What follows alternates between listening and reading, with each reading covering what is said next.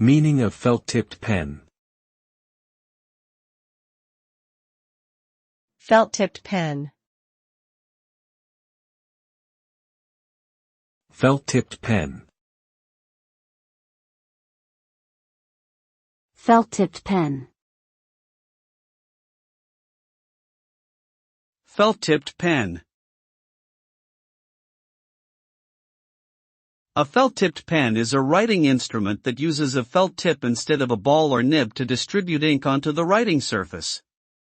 The tip is made of compressed fibers, which allow for a consistent flow of ink and produce clean, precise lines. Felt-tipped pens are commonly used for handwriting, drawing, and coloring due to their versatility and vibrant color options. They are also known for their quick-drying ink, which prevents smudging and allows for easy layering of colors.